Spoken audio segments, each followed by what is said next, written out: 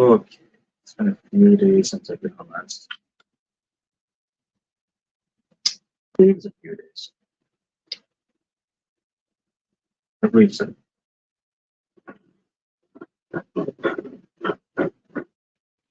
I'm just having things to get first. Sweet, and start talking.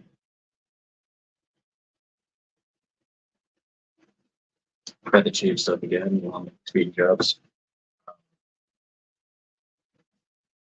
Right now, I'm completely honest, I'm just testing video games for chump change. And, yeah, that's pretty much it.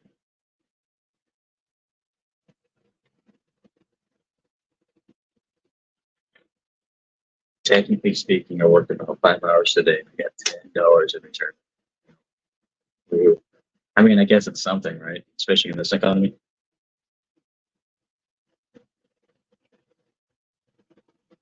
But from what I understand through the contract of the application that I did, the more I do it, the more I play, the more money I get. So we'll see what that goes. Anyway, that and I get paid from Twitch like a few days, something like that too. So it's oh break. Tomorrow I gotta be wary enough. Make sure I get a good night's sleep. That's why I'm gonna start getting some phone calls from the restaurant and from a hospital. Hospitals hired me to work in the kitchen too. So at this point, it's just whatever comes first. They're both really close. So on to the goodies.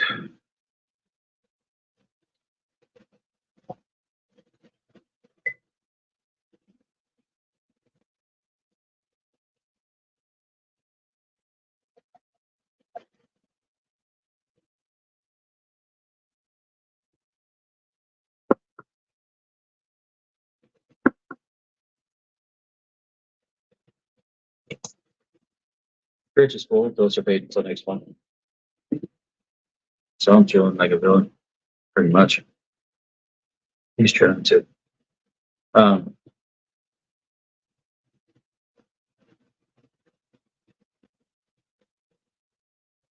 just ate dinner too, so nothing too fancy.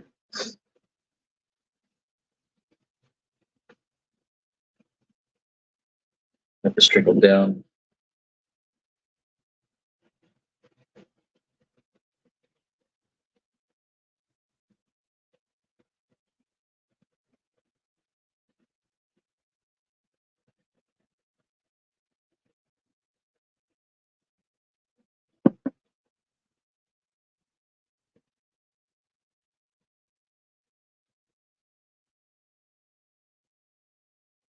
In a few days.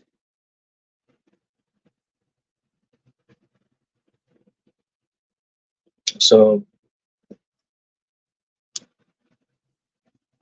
just due to like my recent happenings within my life and stuff like that, and I had a few days to think about this before I jump the gun, like I usually do. But I jump the gun out of my self protection. It's not necessarily because I actually, well, I do get pissed off at people, but after a few days of like understanding, my adult side of me just said I have to learn to walk away at least for a while, not from fear per se, but walk away from even if they're a friend or not, you know. Especially when it comes to my father who passed away. It's only hasn't even been 2 weeks yet. Uh, when things like that are being said, whether someone's intoxicated or not, I take it very personally. It's a personal attack, and I'm here. I'm all for banter. I really am. Like, it's all fun and games, but if someone's dead, don't make fun of them. Like they're not allowed to defend themselves. It's just trashy. You know, that's like people making fun of Tiny Tim. Just don't do it. I'll be right back though. More on in a second.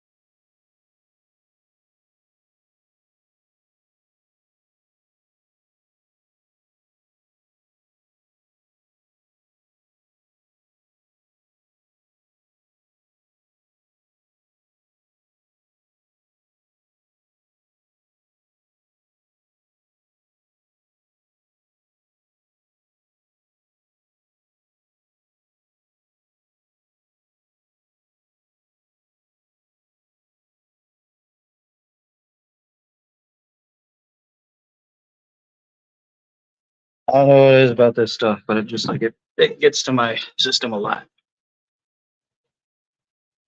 You can address as you addressed. Oh yeah, baby. Yeah. Oh yeah.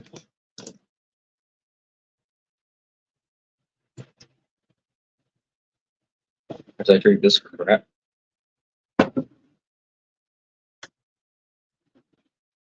If you want to catch a quick one for under like $5, then there you go. Yeah, I just had dinner and like I felt nothing, and then it took like the first like sip. All of a sudden, I don't know what that was,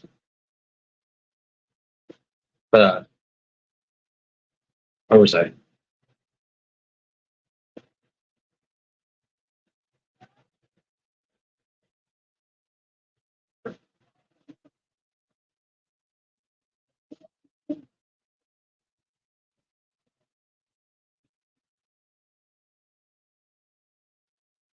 It is painful. It's this stuff sucks. So,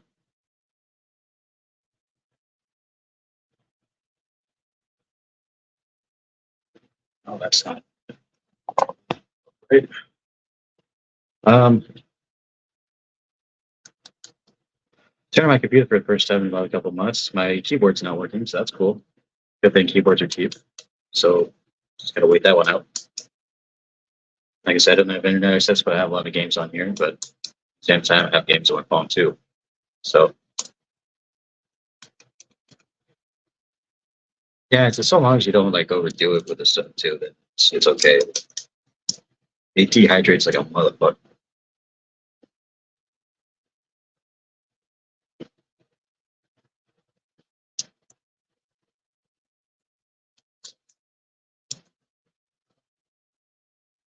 I mean, so within what's the space's standpoint, that's completely on. And in my mind, now that my mind's all cleared out, uh, whether he likes to admit it to or not, that's it. It is. It's not Gut's fault, but if he wants to hang out with people like that, then I cannot hang out with Gut. That's just how it is. And I'm not going to risk my mental health to tolerate something like that when I can't accept it. You know, so it's nothing really against him now. It was at first. It was like, oh, you want to hang out with people like this? Well, and so on. But it's not necessarily like that. So, uh, I've had talks with other people about it. They're like, oh yeah, no, what you did was right, but it's not completely his fault. I understand that, but it's also one of those things to where, again, it's more like a walk away situation than it is a personal thing. It's not as personal as I want it to be. I mean, no, that's not the word I'm looking for. It's not as personal as people are making it out to be, or maybe as he makes it out to be. Um, I'm not gonna respond because I feel like I'll just get upset and say something dumb to him. And I think I just need to let my head cool off for a while and let it go.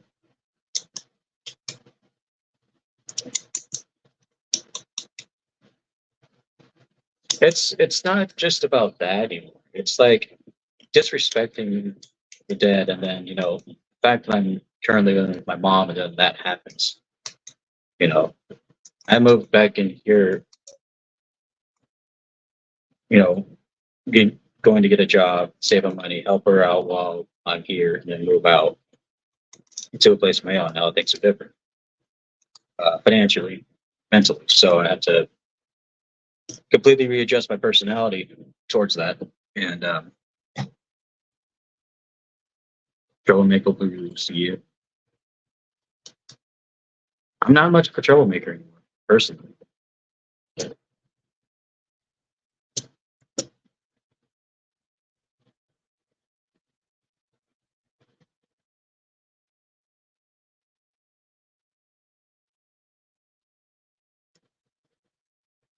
But now things are changing financially and stuff like that. And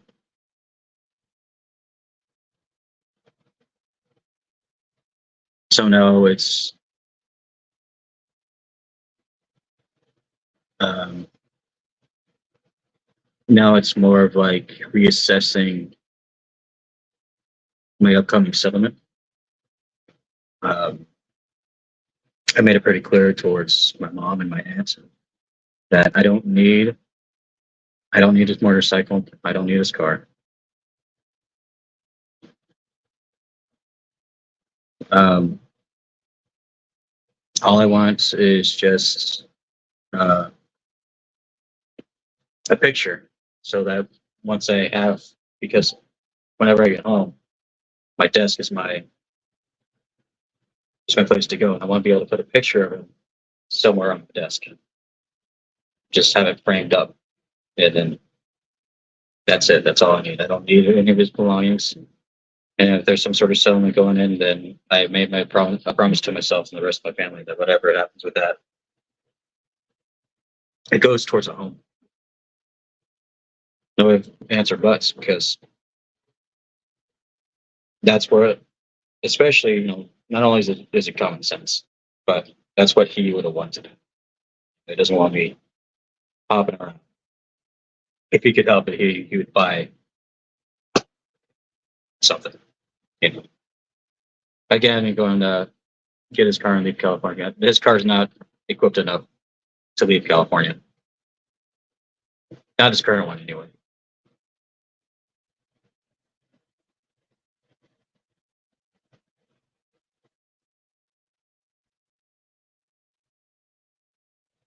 I was talking about the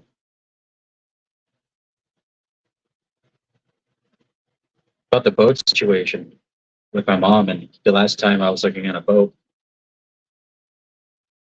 uh, she was like, "Yeah, but if we move into the area where you're looking at a boat, right?" I'm not going to say the name of the town, because a while ago, her and I were both looking at a boat, like a houseboat, and take the bike and the motorcycle. I don't have license for that. I don't know what's going to happen with that motorcycle. But she was like, that area, most people who live on those boats are a bunch of dope fiends and crackheads. And I'm like, just because I want to live on a boat doesn't mean I want to live over there. And she's like, what do you mean? I'm like, there's a marina 5 blocks down where you live. You know that. Oh yeah, yeah. I don't want to live there. Trust me. you know, it is because like I could buy something that's relatively cheap and modify it with enough money and then rebuild it, or I can buy something that's already pre-made and not worry about that.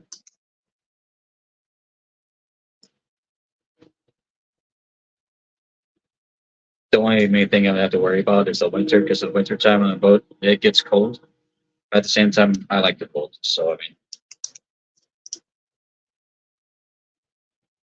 that's no big issue of mine.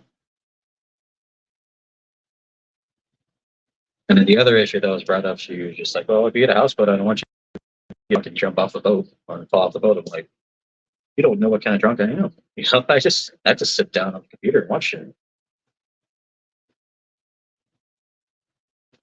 I don't have the energy in me to run around like that unless I'm going to work." So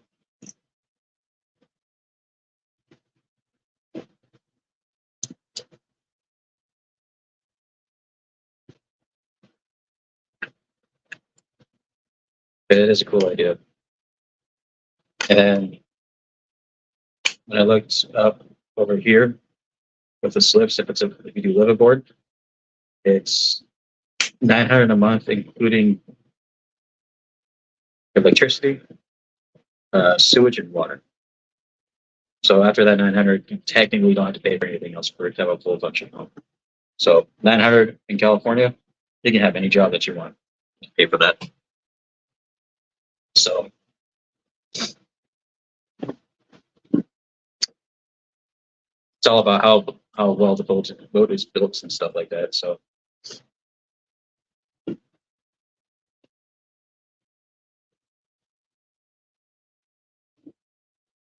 yeah, that's Belichick. And then outside bills for me would obviously be like internet and then my phone bills. So I'd be paying a little bit more, like 1,000 like $1,000 in total, internet included. And anything that you have on a boat, like as far as like electricity goes, you like to have a space you're actually going to have. It's kind of like a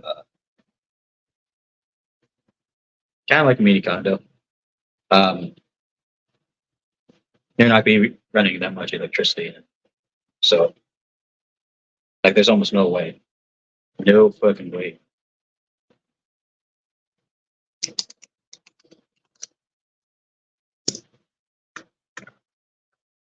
It does take a decent amount of work to maintain, but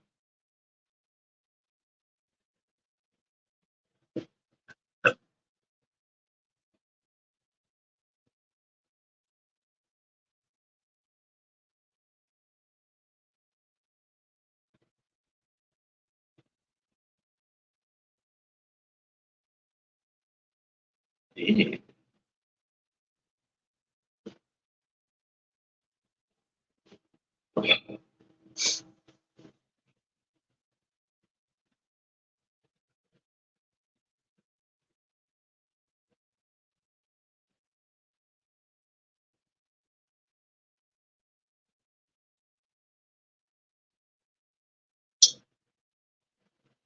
Till then, it's just work safe.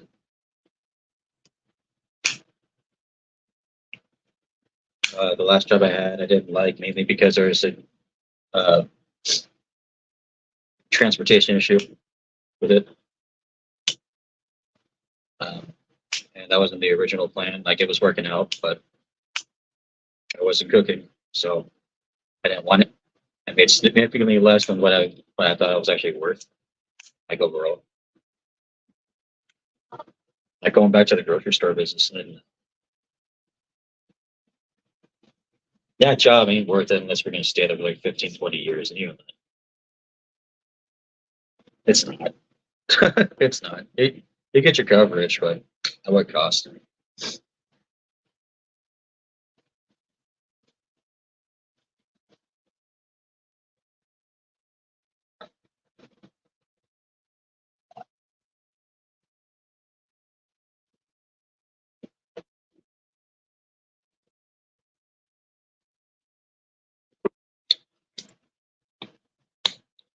Especially with this city, you're getting businesses are getting away from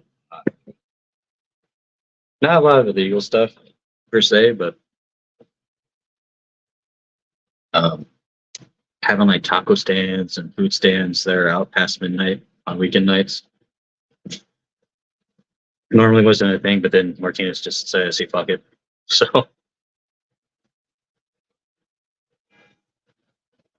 they just said, "Fuck it, do as you will." To all the businesses, and they're like, "Yeah."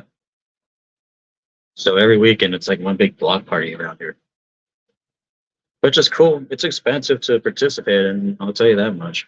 I think a taco place that I was in talks with when I first got here, I think what they do is from like 11 to 2, no, 10 to 2. You pay, it's a $30 buy-in, and then it's all you can eat tacos, like a 25 or $30 buy-in. Problem is that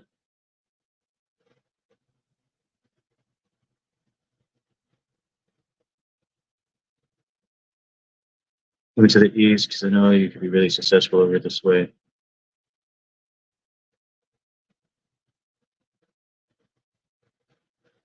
It's something else that's been talked about, man. I'm not gonna lie to you.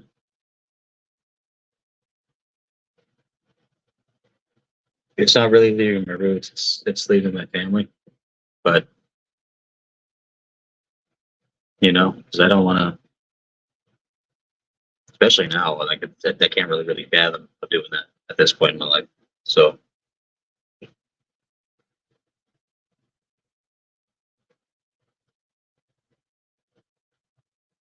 yeah, it's one big taco party.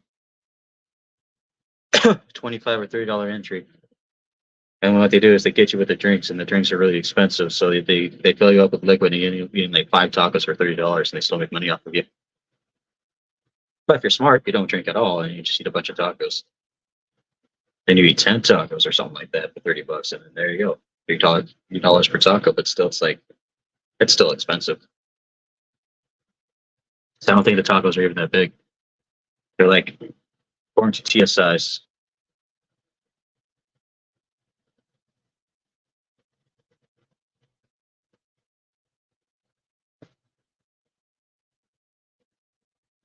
Guarantee that man makes a lot of money. I highly judge him about it though, because he runs a taco shop that's like very Americanized. And then one time I went there around like 9:30 around this time of night, and he has a DJ going on while serving Mexican food and like lights and stuff like that, and like neon lights and stuff. I'm like, I'm just trying to eat dinner and have a beer. Like, what the fuck is this? You know?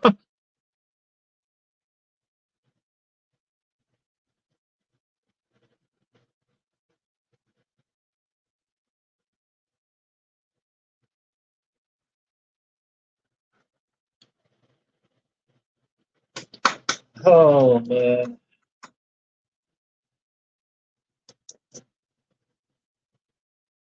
Oh yeah, you'd eat like 20 tacos yourself. I can maybe do like 15, but I could see you usually doing like 20. Especially if I remember like when I watched you eat a whole box of like ice cream sandwiches. You got a little sick, but you did it. That's a lot more intake than tacos are. So just because all the dairy fills you the fuck up. So you get your tacos and you just ask no cheese. There's another area that does like all you can eat wings for like 4 hours. That's my shit right there. I'm a big hot wing fanatic.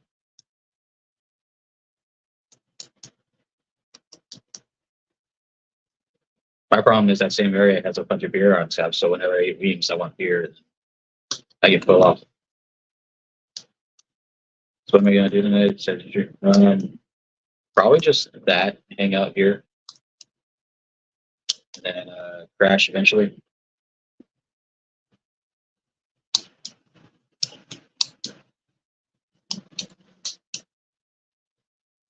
So all day this aside, I probably said maybe like 5 to 7 sentences.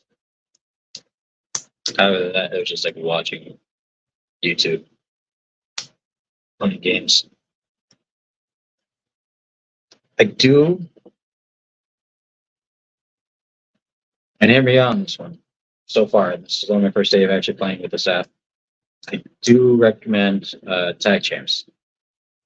It's kind of like Misplay, but it actually pays you out pretty successfully. Like after my first day, like compared to like Misplay, compared to my first day,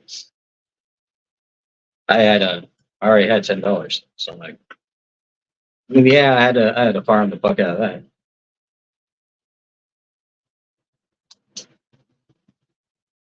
But I was able to get it. And then the more I played at like certain games, the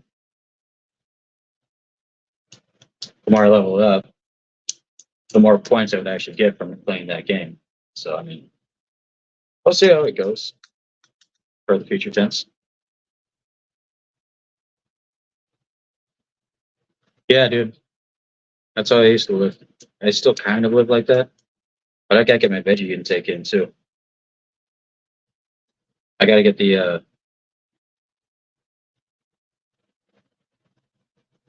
I gotta get the fiber at least in my body. You know, can't just eat red and white meat, drink beer. It doesn't it doesn't throw through the body that well. You got to get yourself some water, some veggies. You can steam the veggies and stuff like that, no problem. Don't get me wrong, but gotta throw it in there. I had an interview and I was talking about this because it was a good like yeah, exactly. No veggies, no pooping. And you feel like crap because that's literally what you're gonna be full of. Um, I had like a 30 to 45 minute interview the other day because they were just interested in talking to me at this point. And and they might call me tomorrow. But I was talking about it, and it's just like whenever I cook for people, I always keep everybody's like bodies in mind, like their what they're taking in and stuff like that. You got to find a balance because like for me, I'm kind of against garlic right now, but people seem to like garlic, so it's whatever. The John Wayne Colon, yeah,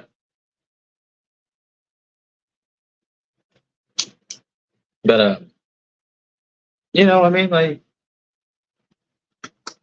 when you go out and then in a town like at a town like this, where every other fucking place has beer on tap or some sort of alcohol, you're bar hopping constantly over and over again, going to different places. Um, Typically, people around this area drink a lot. I mean, a lot, like more than me when I drink a lot, and they do it on a fucking weekly basis at the very least. So I keep in mind, just like, yeah, they need to have some sort of health benefit to what they're eating, so everything gets flushed out properly. Like they can't just get like a big ass burger and they call it good. Like no, no, no. You may think it helps. Protein and the grease definitely does help soak it up a bit, but not in the long term. If you eat right and you maintain your fucking intake, you won't feel like crap the next day. It's just common sense. Plus, you don't want to eat a big ass burger and find out you and finally get to take a girl home, and then you got to go to the bathroom. So, you take a big ass shit. She hears it. And I ruined. There you go. Think of it that way. Bar scene is a nightmare. It is a nightmare. Got to go with friends, or you can go by yourself, but you got to know the bartender. Yeah, at least has to be your friend or she. But people just go out there to get laid and drunk. That's all they're doing. Or they're trying to flash off their new suit or new car, or try to show off something. People get.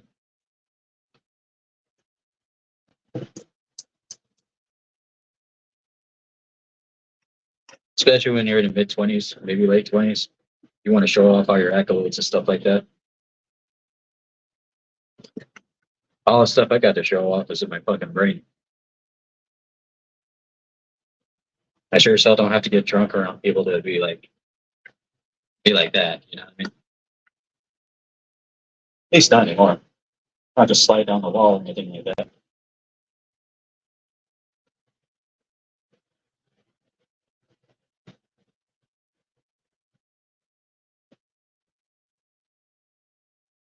Sliding down the wall.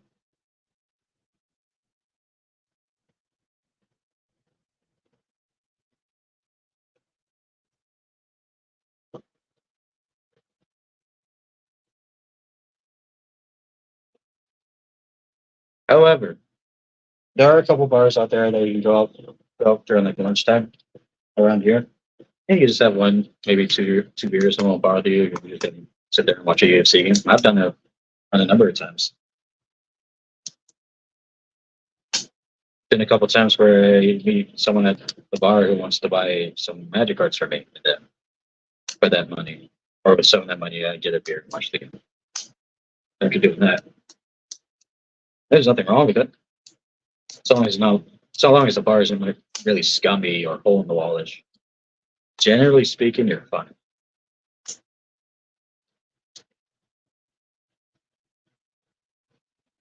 Generally speaking, gonna be okay. It's the two main bars that I think Dr. Smith you would have to look out for because the two main ones. One's a hole in the wall dive bar, and another one is technically a dive bar as well, but it's just a little bit more fancier and it has younger people. So kind of like pick your poison right there. The one that's a few blocks away from me, it gets a little bit of everybody because they just serve beers, so they don't really get anybody too crazy.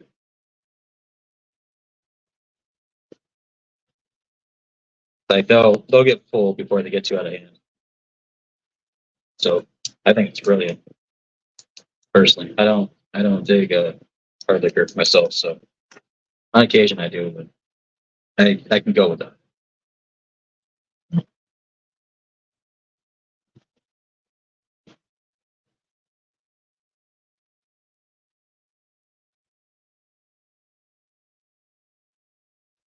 Oh my god.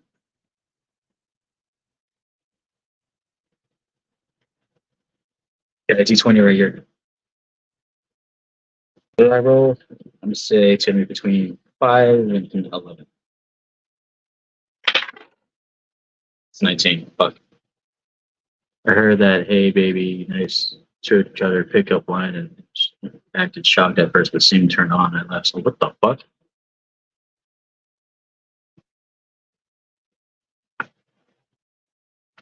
What the fuck?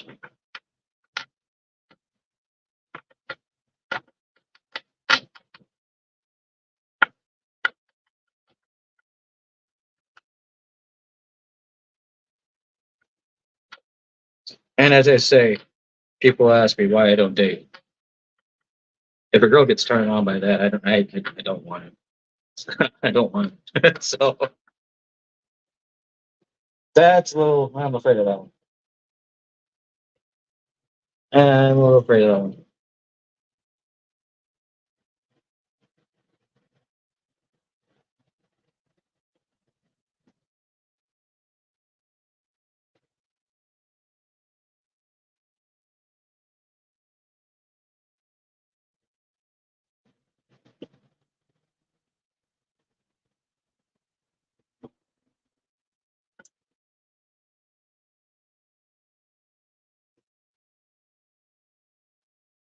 Ugh,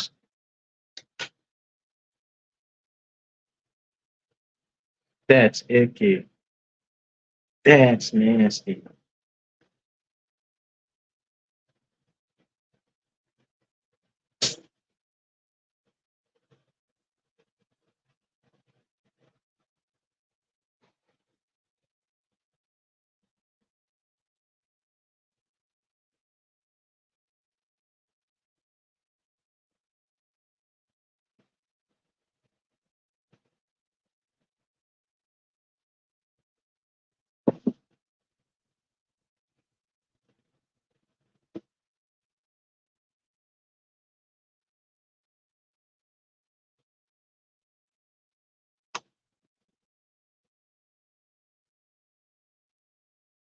That's nasty.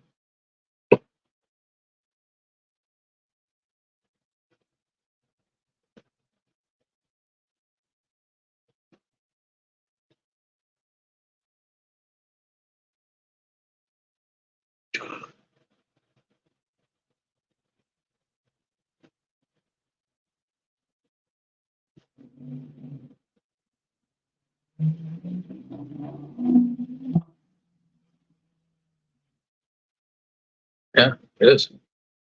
Ooh.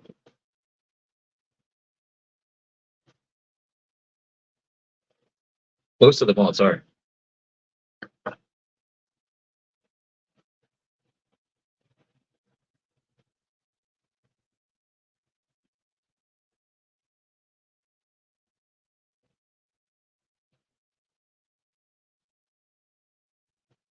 And I think there's some wine experts that actually say this stuff is decent.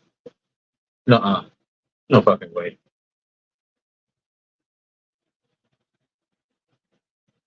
They're fucked everything.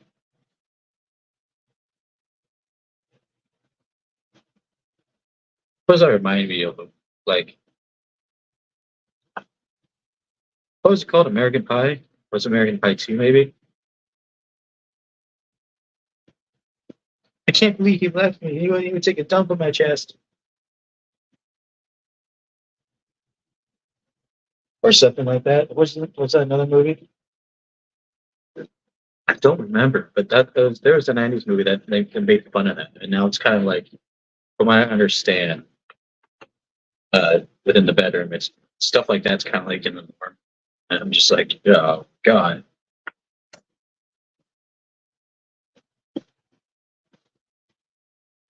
You gonna enjoy Mickey's? Yeah. That one's okay. It actually has flavor in it. It tastes more like a lager than this stuff. So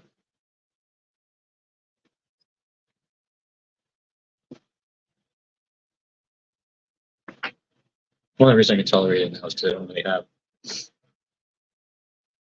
assistant, but I don't really have that bad of allergies anymore because the heat started coming in. So, which I prefer a lot more to sweat out than to breathe in pollen.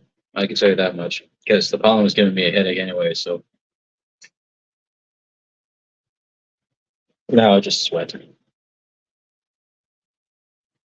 And on the plus side, when I take a shower, but then I sweat and walk outside, my hair looks a little thicker. Even though it doesn't really matter. I don't think that's going to matter in the next couple of years. I don't know. I don't know if I'm going to keep it long. Or the beard for that matter. I guess has to be trimmed down before I start working again. I know that.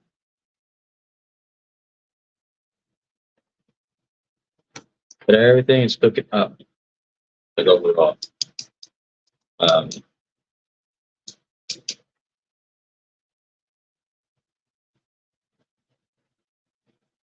it it does because it doesn't have that. It's not carbonated. That's the main issue that I have with it. It's just straight up. Well, there's worse.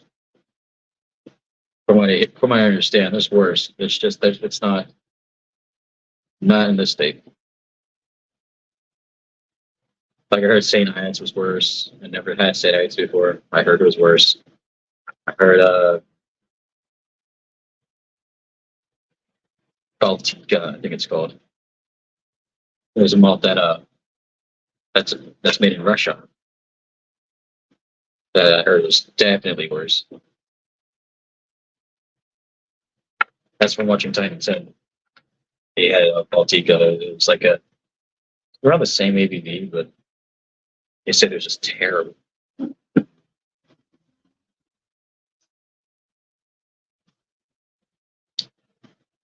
This you just gotta stomach it.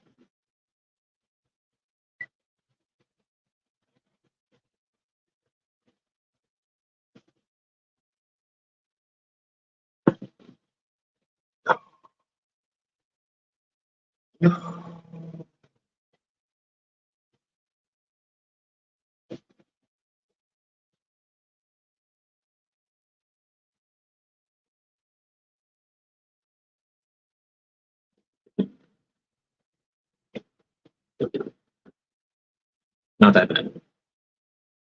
Canadian Old English is bad.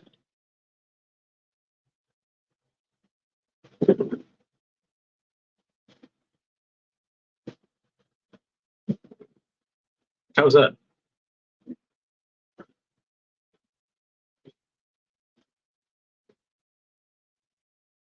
I never had it myself. I didn't see it when I was down there or when I was up there. I saw this malt beer that was called like FX or it was like they kind of like had like the Viking guy on it. It's spelled FAUX or something like that.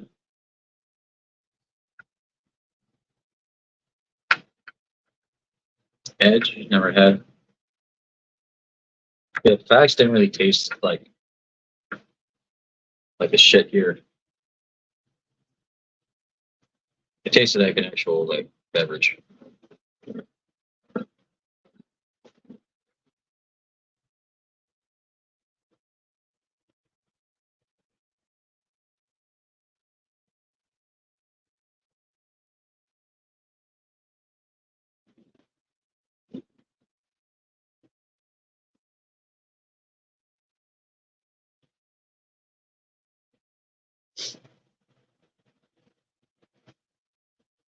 This does remind me. I think I got all the medicine that I have now go back into the medicine cabinet.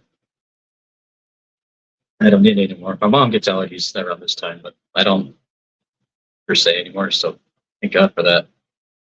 One of the jobs I applied for that I might end up getting is strictly like outside cooking. So thank God, thank the Lord. It's cool because now I can go for walks again. I can take myself for a walk without dying.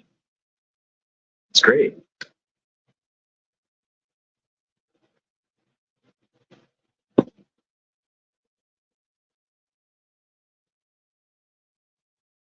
So I got to have such a great hand there.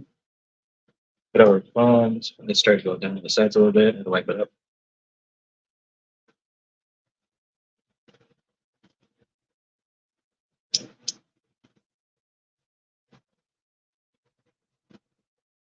The other thing I want to do too is that once I get my first paycheck, it's like get one of those recordings, handheld recordings, and be able to record like on here. So like whenever I open packs again, and then so that people can see it and then see my face in the corner. I want to do that.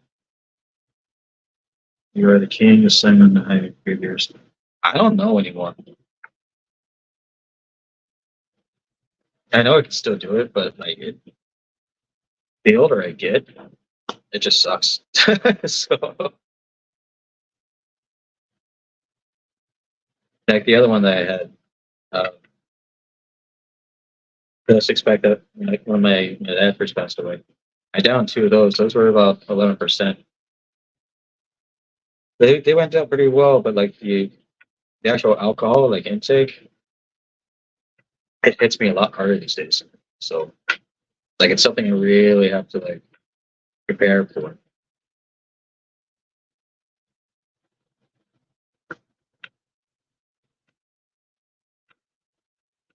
You know, it was kind of insulting. Speaking of age, my last job that I had, one of the managers comes up to me, so hey, so how old are you anyway? And I looked at her. You know, my face was shaven up, so I looked even younger than I do now. I was like, oh yeah, I'm turning 35 and in July. And she's like, oh, you're still just a baby. I'm 41. I'm like, since when? 35, a baby? Huh? I'm middle aged, bro. I understand people in their 30s like to dick around a lot, but I just like after 33, 32, maybe a bit of 31, after those 3 years, I'm done. I'm done. I'm done acting like a fool. Too much. Because now I'm also at the point where it's like I gotta take it seriously now. You know what I mean? So gotta take shit more seriously.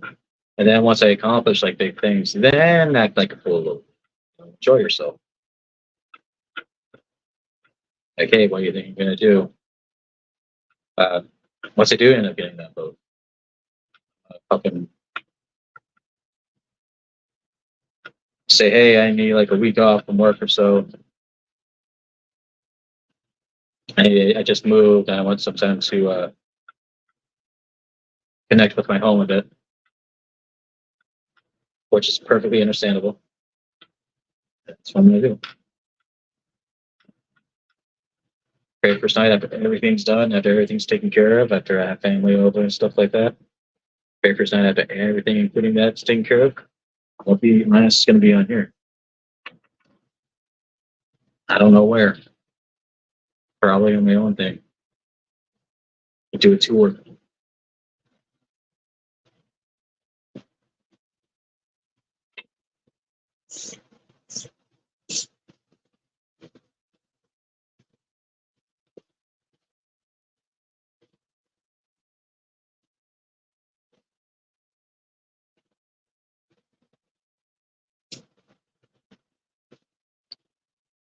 What is it?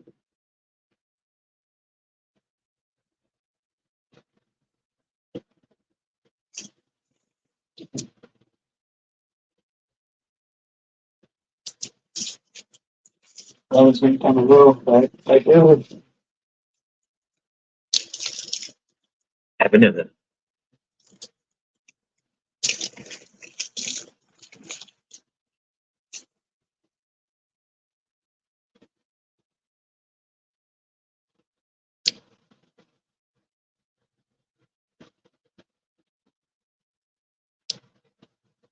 Just see how far I get to that one.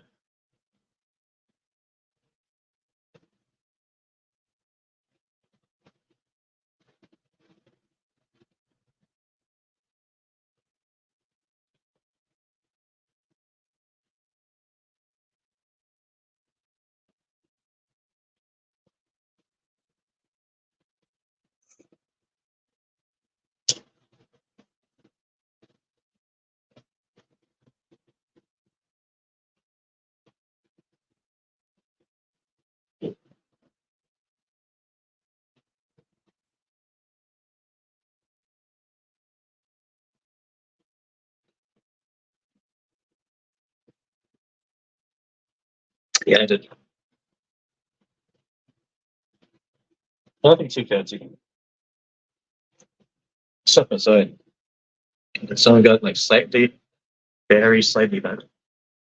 So I can't really sell them. It's better at playing with them, like this one, for example. You can see like it's very faint. You can see it's like slightly bent, so I can't sell it near mint. And it's not worth much when it's like that, but it is badass. Then this transforms into this. So it's a badass card. Um, this one I might sell just because it's not damaged. It's a foil dual land. This one's going for about 15. I might sell this one off of Marketplace. Let's see where I can lead with that. If I sell it to my local card shop, they only give me like $7, so I'm not doing that. Especially when I know that something like this can go up in price.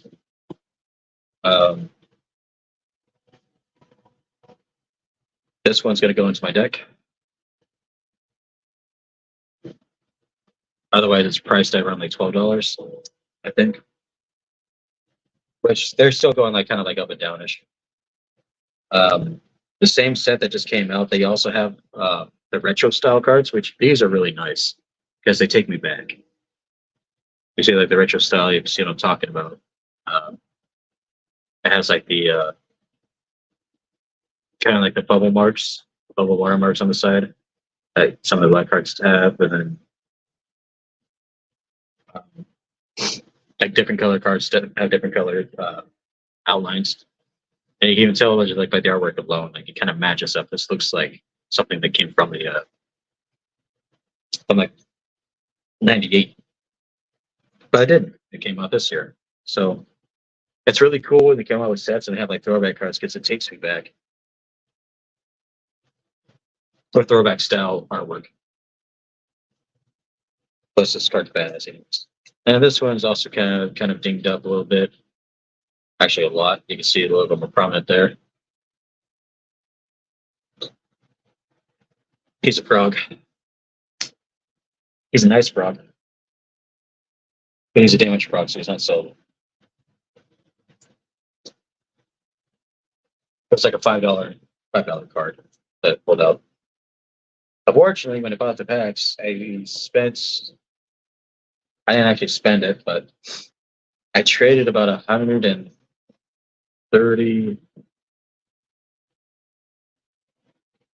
worth of store credit for 13 packs, and those are the main cards that I got getting graded. If I pull something that's really expensive, yes, I will. So for this set, for example, when you buy the collector's packs, which the collector packs are fucking insanely expensive, you have these cards that are serial numbered, and if they have a serial number on the card, that's the card that you want to get graded automatically. No ifs, ands, or buts, no matter what it is. Especially if you get one of like the cards from like the Lord of the Rings set.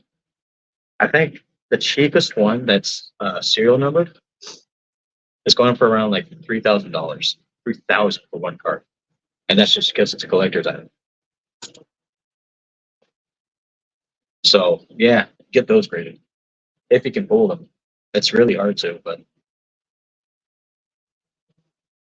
like people buy them by these packs by like the case, not just the box, the case, and the case comes with 6 boxes, and each case ends up being costing about like $1,500 to $2,000 sometimes, and they buy them.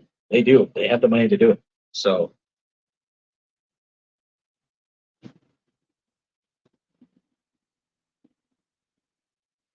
sports cards are worth quite a bit of money still right now too. Especially if you get an old school one that's worth that's in decent shape. Um, I believe back then called WWF has packs, and they have some collector cards in those packs that are worth a good amount now too. But if you buy the packs, same packs that were made in like 1993 or something like that, maybe 91, 92, between those 3 years, each pack came with a piece of bubble gum.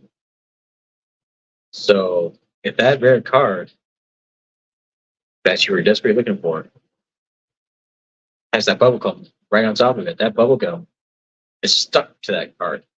So that bubble gum is going to damage the card.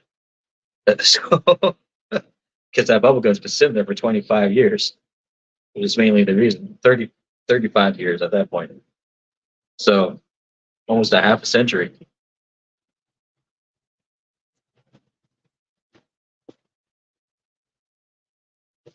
There's still decent money on it. I think people kind of forgive it a little if it's just like the bubblegum mark. They're just like, oh yeah, it's just how the packs came. Still not gonna be graded that way. But if that's like the only thing wrong with it, I think people kind of give it a little bit more of a big way as far as price goes. But still.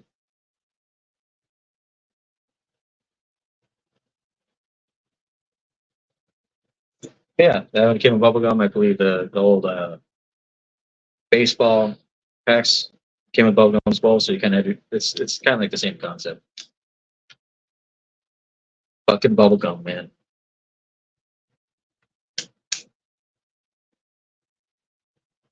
Thing is too is that back then they didn't even think about these cards being worth money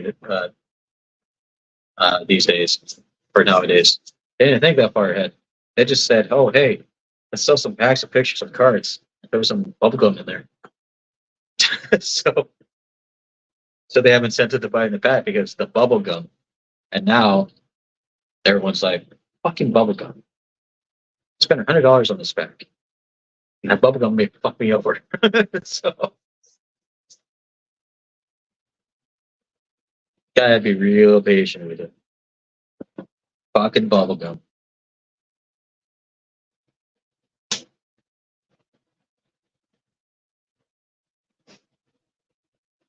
Yeah, I do have plans on to continuing buying packs.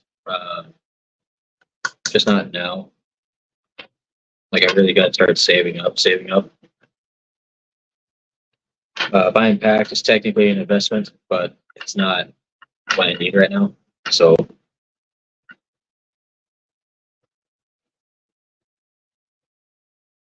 it is what it is, pretty much. I want this polished up. I have like this much left. I haven't taken my time with it. I hate it. I absolutely fucking hate it.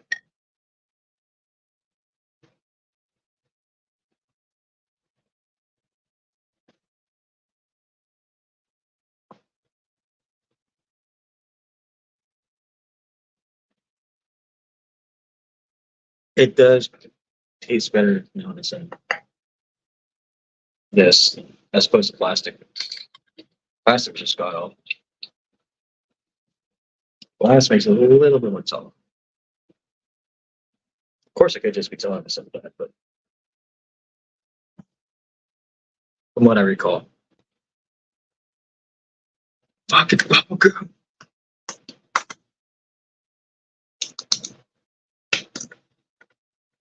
But the reason I was able to get these packs was because I went through like my older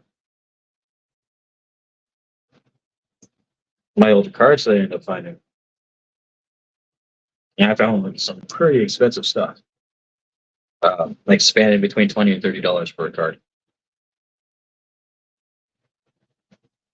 So when I was looking at the cards, I'm like, I don't technically need these. What if I just trade and restore credit by packs and I just have fun with that? But those packs, when I bought those 13 packs, though, I kind of got ran down. As I said, I got ran down.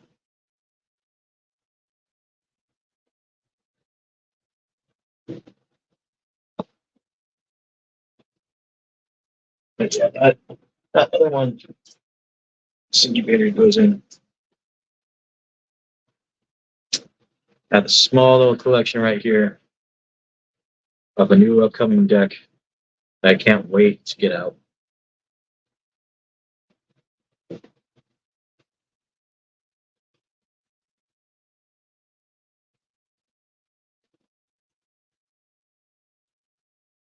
Cannot wait. Cannot wait.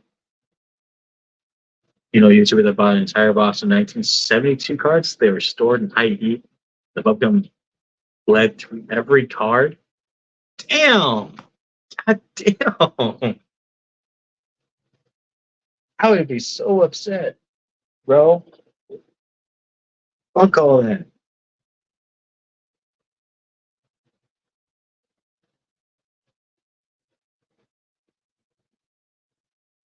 Oh, okay, so he goes in.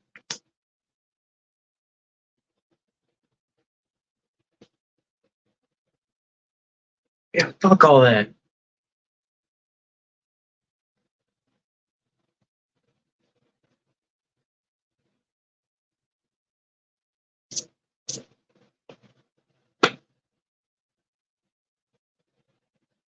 So out of 100 cards, this deck's supposed to be, well, 99. Got 1, 2, 3, 4, 5, 6, 7, 8, 9, 10, 11, 12, 13, 14, 15, 16, 17, 18. 18 cards picked out. Ready to rock and roll. I'm sorry, I take that back. 19, 20. There we go. Really thought about selling this one right here too. I just think it's worth a lot more money than what people give it credit for because they reprinted this a few times. And this card became very popular like 7 years ago. And they reprinted it maybe 3 times in the last 3 years. But this is the original copy of this card. It's called Sense to Bunnington. This copy of this card came out in 2004, so it's 20 years old. This card is 20 years old, and it's kept in this good of shape. Let me take it out of the case real quick, or the sleeve. Now, if I were to look at this card, I'd be like, "Oh yeah, it's moderately played. There's some dings on it and stuff like that, but it's still relatively straight." You know, yeah, I'm definitely holding onto it. I'm gonna play with it still, but it has like the white markings on the side a little bit. You can tell it's been shuffled. Even within the sleeve, it doesn't completely protect it, but it's still, considering how old it is, it's still in very good shape, and it's still going for like $20. And I'm just like, wait a minute, I disagree with that completely. It should be going for 50. Because the ones that they reprinted are higher than that. I'm just like, but this is the original copy, so it should be going for more, in my opinion. So fuck all that. I'm actually going to post this on Facebook, not in the marketplace, and rant about it because there's no reason why this card should be that cheap. If I could find it in near mint for $20, I will buy it, like bar none. If it's heavily played, $20, yes. But when it's mint, it should be at least 50. I'm not saying that's a mint or. Do I have a depth file in here yet? I do. Okay, so that goes out. I just put all these cards aside because I wanted to work on. See what the fuck are energy counters? I don't need your energy counters. Get out of here. Do I have energy stuff in here? I'm not working with energy counters. Let's go. Don't understand energy counters.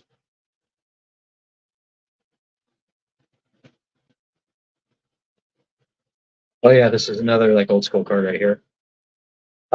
It's not worth that much. It's reprinted, but it has old school like artwork towards it. Like if you look at it and like, oh, this is from like 1994. It's not, but the way that they styled the card is. So that just went into it just based off principle. It's one colorless. You can either counter target multicolored spell, destroy target multicolored permanent. That is a badass. I believe the diamonds are now colorless. I believe. I don't understand.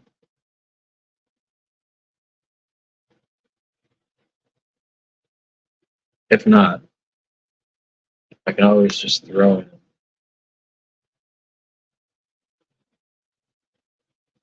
in Snow Cooper Wastes, which is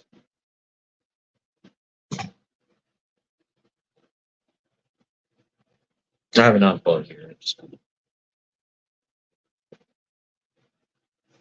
I have an unfollow here. I'll just use.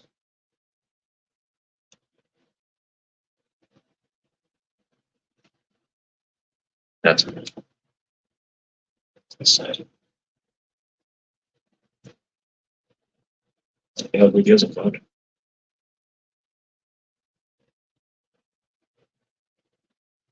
Sure, this can go up.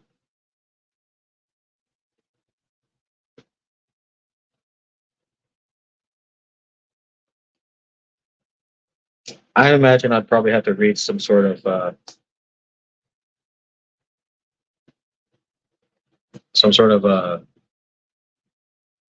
do you call it? Some sort of guide or to do some research on exactly what the hell's going on with this set because I don't understand. This one like has the diamonds right here. I don't know what it means. I think because it just says to me it just says oh color or colorless. I don't have that turtle in my deck yet, so that can go in.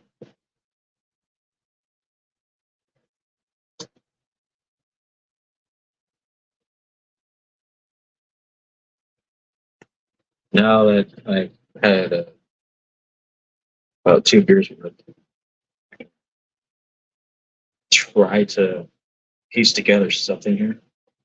I have a territory culture that can go to the side. Do I have this Eldrazi Wizard? Baskin Boot Skill. Oh,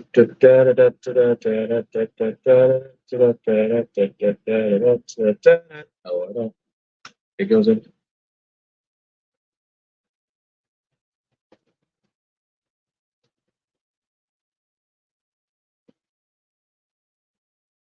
Path of Annihilation.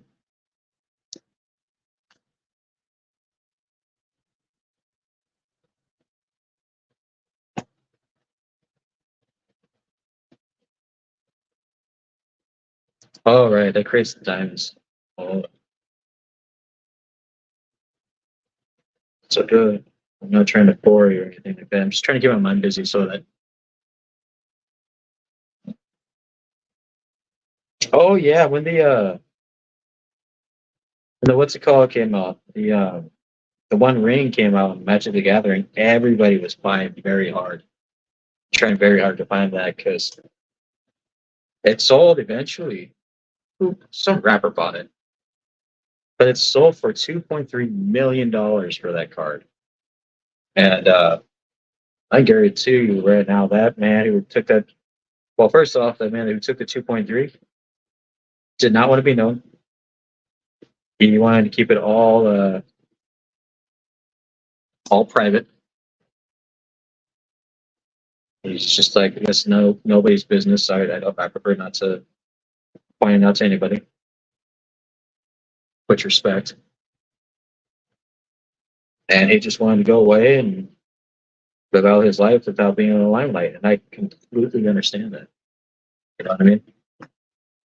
I'm kind of, I'd be like that too. I don't want people going to my door and asking me questions about the card. Why would I? That's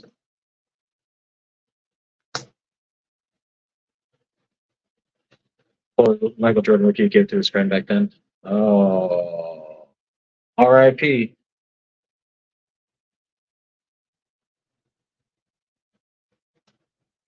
R.I.P.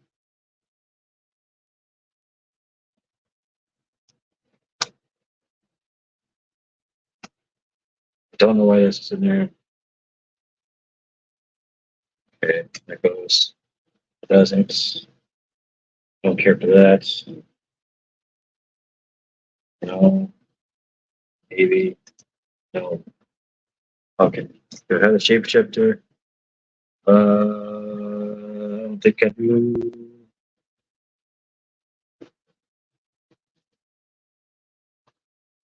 Okay. That goes in. Dig through time where I did everything else.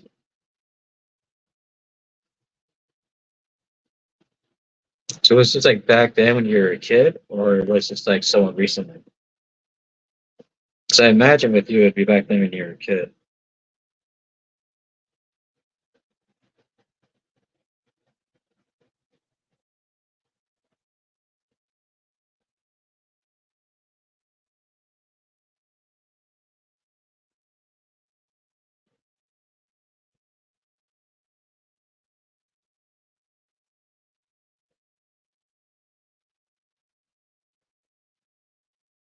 Really, chicken going.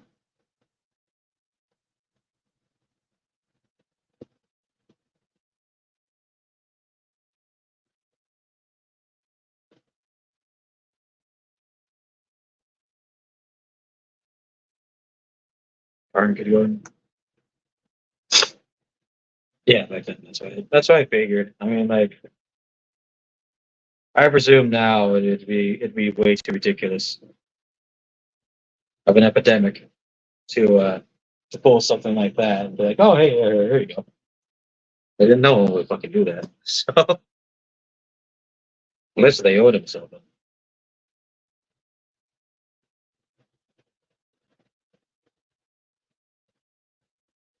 That part sucks.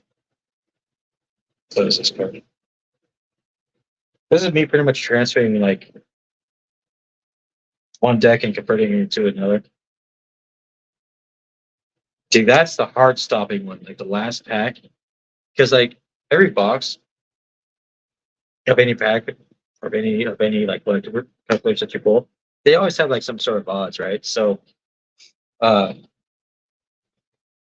if you don't pull anything out of a box and you're down to like your last like three over packs, you do get the sweats, right? It's like what if this is one of those like horrible fucking boxes, you know what I mean?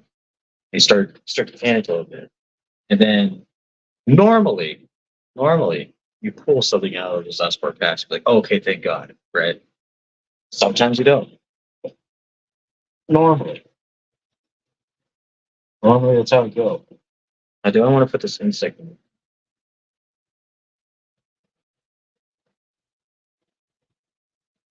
No. That's a bit of that's a bit of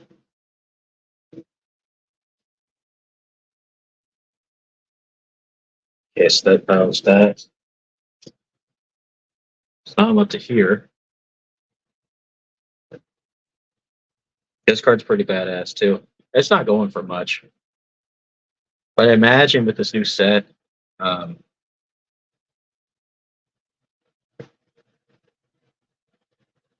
I imagine with this new set that's it's gonna do a lot more. So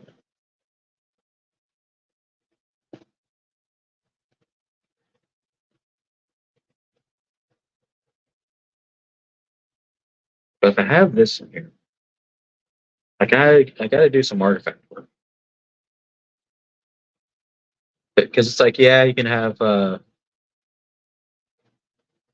can have like whatever in here, whatever color, but I gotta work with some artifacts. So let me go ahead and relook through here. Like this one could go in. Um, yeah, it can go in because it can create mana.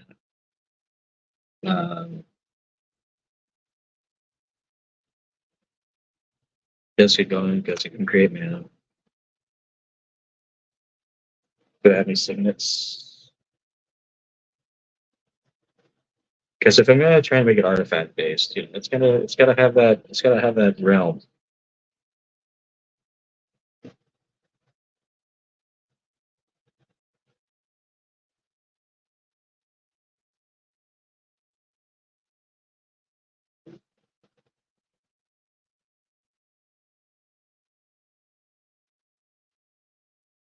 Or as well, sure.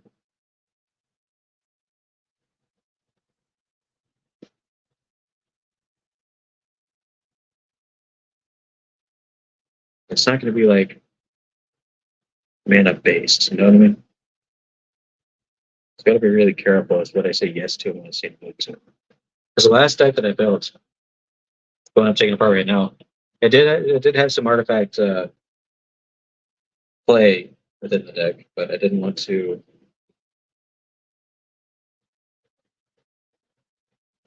I don't want to necessarily keep playing off of that per se, but that con helps out the concept that I'm going off of. So now I got to keep an eye out for any artifacts or anything like that. I'm like, oh, you know what? Maybe that will work. You know, maybe I can fit it in.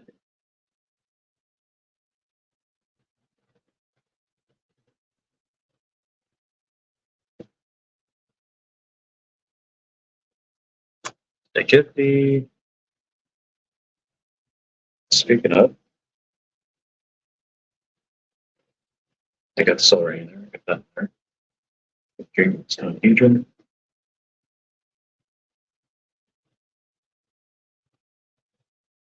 So fancy. Okay. Have I played lately? Nope. That's why I'm excited to play again because, um, like I said, I live pretty close to a shop, and they do this format of Magic. So I'm really curious as to, um, without looking at any like guide per se, even though I kind of wanted to, but I'm gonna try to deviate myself away from that, and then more or less like look at hints. I'm really excited to see how I can fare against something and against people who have been playing constantly for the past at least like year or so, as compared to me when I'm just getting back into trying to play. Because I really want to see where it leads, and see where my head's at. Because I don't expect to win. I'll tell you that right now. I do not expect to win. Uh, but on the contrary, as far as like some of these younger players that go about on the business, this old dog does have tricks. So, oh, that also goes in. Well,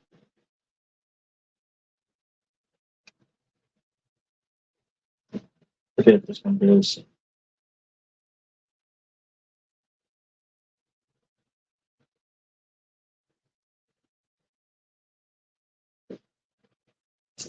What else did I finish that?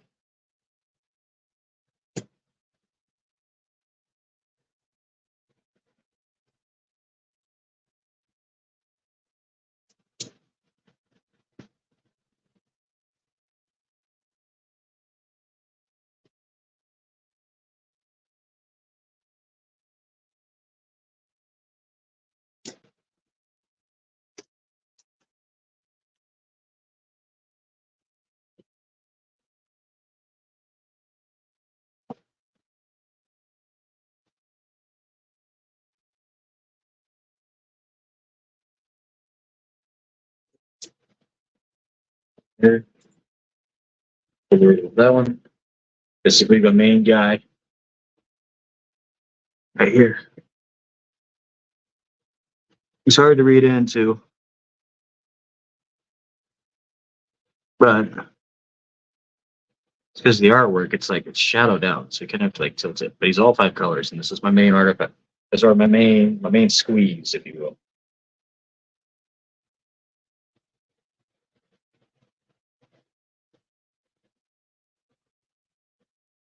And when I went to go sell my stuff, as it turns out, this card I did not notice when I And this card, I'm like, oh, it looks kind of weird, but it says this stuff's worth $5 or so. They felt it, and I started feeling it now too. This card right here was traded to me a while ago, and now I'm feeling it now. This card's fake. So I always keep it upside down in my binder now, so that whenever I come across something that feels a little bit weird, I can grab this card and try to feel it out. This one I still think is worth a lot of money. They just didn't want to take it at the time. Let's see here. That's the main guy. Found the good binder. I really want to put nickel bullets in there.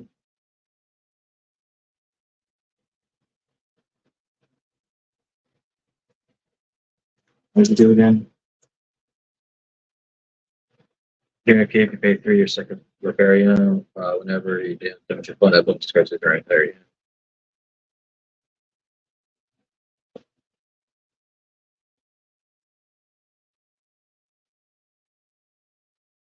No, it's too expensive. It's not fast enough. Maybe that drop out. Parts are flourishing.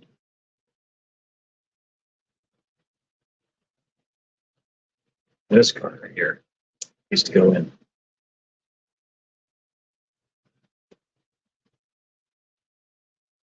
I gave this guy my binder, right? So now I was just like, there's a couple cards in here that are worth like $5, $7. And he's like, yeah, but we don't really want to buy it right now. Okay, whatever. It's going up. I'll keep it then. Trying to help you out here, bud. Let's go over here. It's time to get rid of it. Whenever you untap one of my permanents during your untap step, put that many time counters on here, double the time counters. Whenever 1,000 more time counters on this card, sacrificing each opponent loses 1,000 life. But why though? Okay, you're dumb. You're dumb. No one's gonna do that. You try to do that, so you're gonna see you out of it.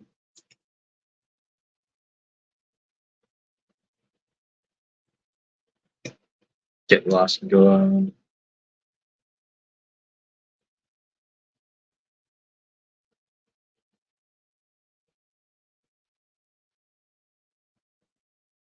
Coalition victory, I believe. You go.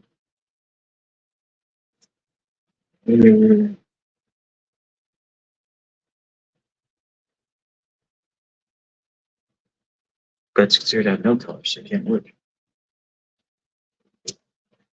I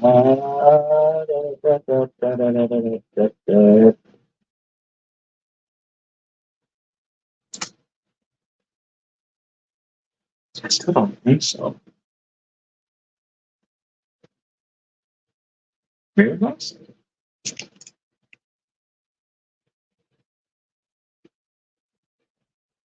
No.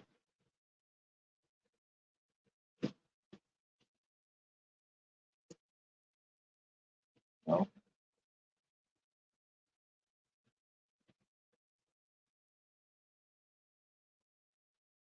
Yeah, nothing else really. Damn right, it's cool. I did some Yu-Gi-Oh pulls and got a few decent cards. Yeah, Yu-Gi-Oh's cool. I watch people unpack Yu-Gi-Oh cards too, or open up Yu-Gi-Oh packs. Uh, there's a card out right now in the recent set that's still going for around like $600. That's just really hard to pull out, hard to pull. So, and it's for some reason it's considered controversial because it got banned and like a lot of people don't understand why per se. So it's kind of a weird debate, I guess, that's going on. From what I understand. That guy's just draw power. So turn on hand. Turn on. It's control.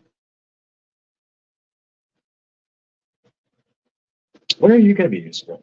You're not this day.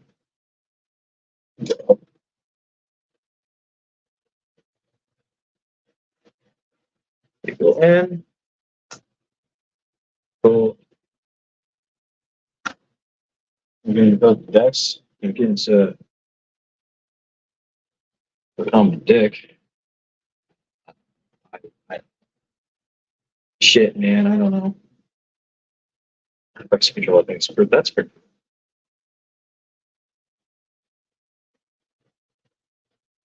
That's can it though? Yeah, I'll put this in.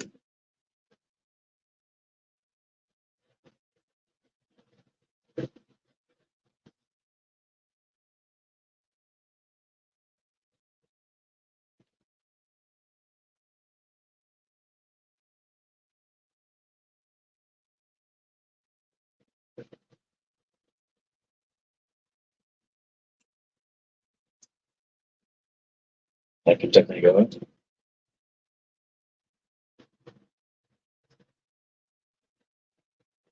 So there we go. I have that now.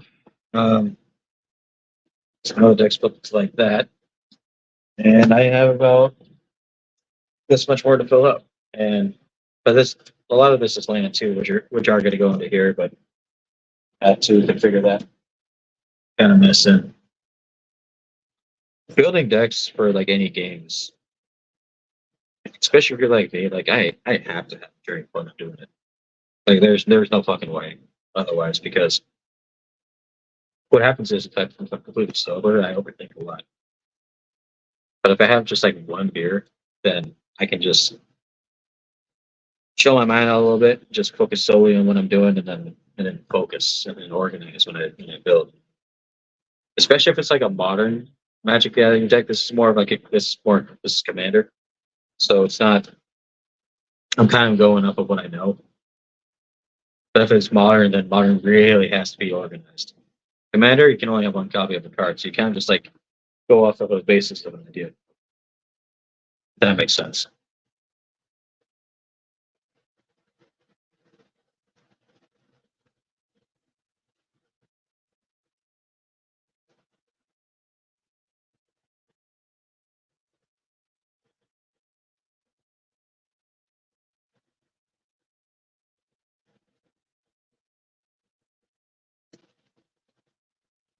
What's my favorite card of all time? Um,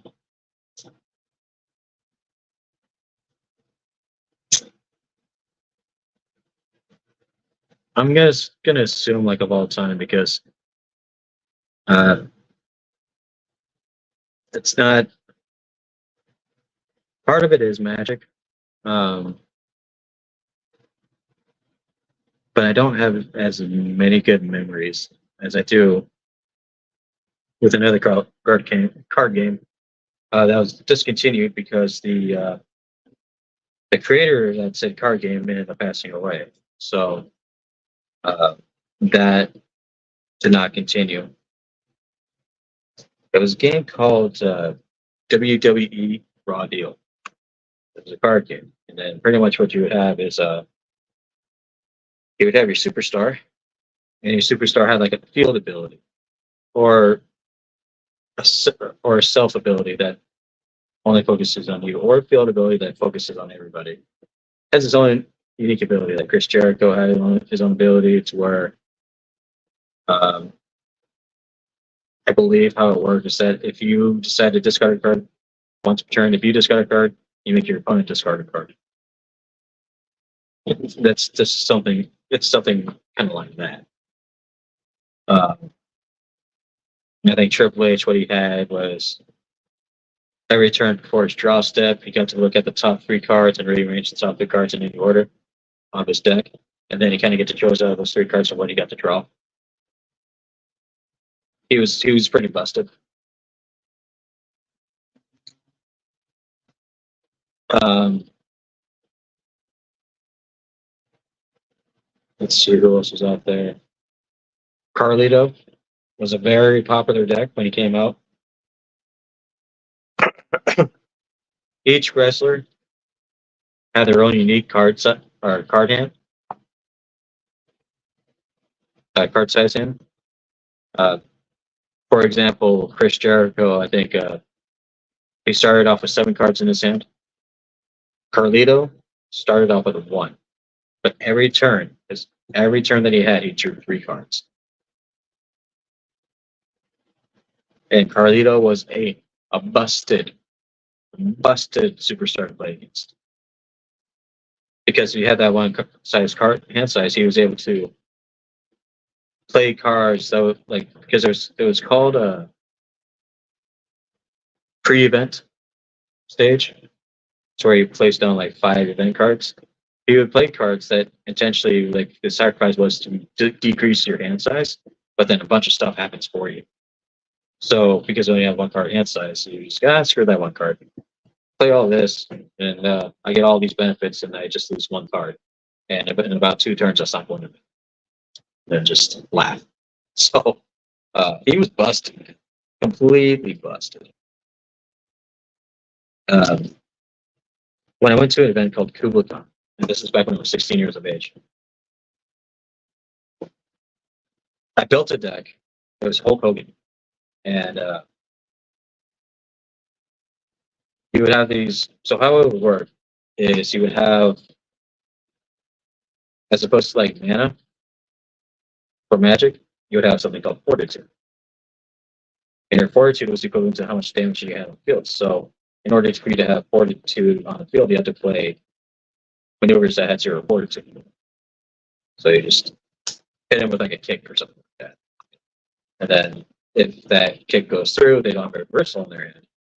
Then now you have 3 Fortitude that's on the field. So now you can play stuff that's 3 Fortitude. Actions were considered like spells, and reversals were pretty much counter spells. And then your maneuvers were pretty much considered as sorcery. But the Hulk Hogan deck, there was a deck concept that went around that you can build with any deck, but with him it just worked just right. It's called Back to Basics, and you get all like the old school maneuvers of these cards. You play Back to Basics, and in the pregame, you play Back to Basics. You get all the basic cards, basic maneuver cards that are on the list of that card from your deck, and you put it under there, and you get all these maneuvers that are available to you.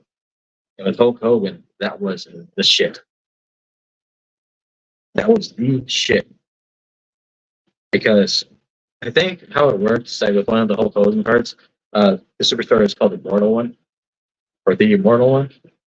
If it had like Chop, Slam, something like that within the name, it could not be reversed. So I was like, oh, you can get Back to Basics with this. Just there you go. And all of them has Chop, Slam, Unsure, something like that.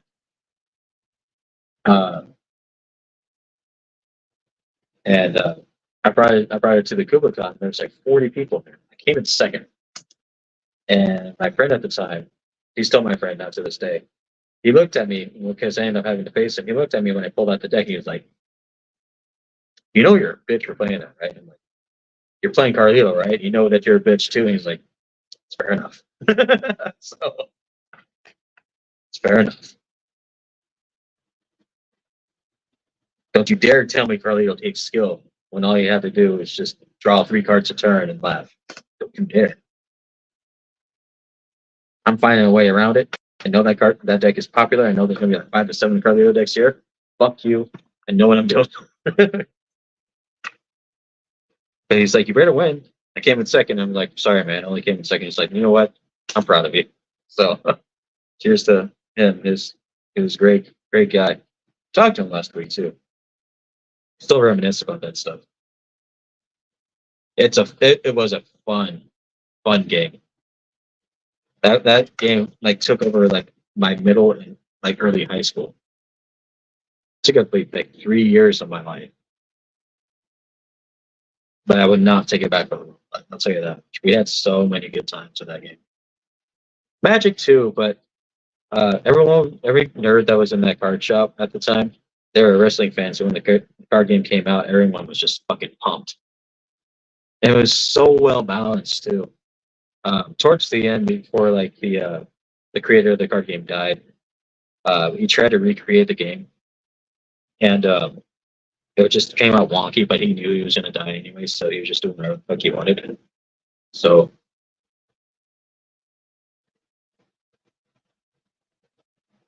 Learning Magic's pretty easy. Mastering Magic's the hard part. So ain't no master around here, around anywhere, really. You just to get better at Magic, you have to have the experience to do so. Like there's no way around it unless you're like an absolute borderline genius. But even then, you know, a lot of smart guys who tried to who ended up picking up Magic and it still took them a long time. They loved it because it was challenging. It is challenging. The only downfall about Magic if it's if you play modern and play in modern tournaments, you're spending a shit ton of money, and I refuse to do that. Uh, like I've stated before, the most expensive card I sold, like raw, just one card, was $160. Not kidding. The second most expensive was 140. So it gets really expensive. I like buying the packs because I like opening stuff, but I don't like playing with cards that are worth more than like $20 because I don't believe in it. You know, I don't believe in that kind of form. I don't believe in spending so much goddamn money on a card game just to shuffle the cards and ruin. Someone just got into a car accident. Wonderful. I don't know if you guys heard that.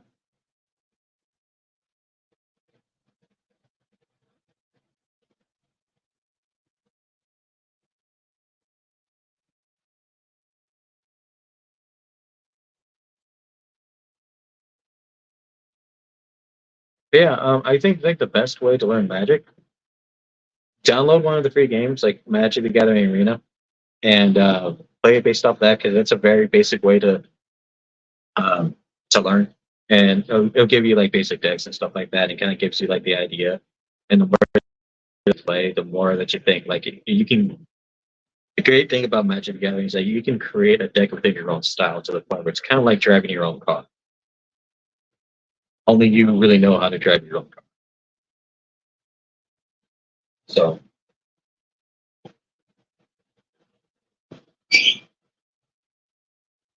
it's crazy. MTG Arena. I think it's either an app or it's on Steam. But I think it's on the App Store too. I know it's free. So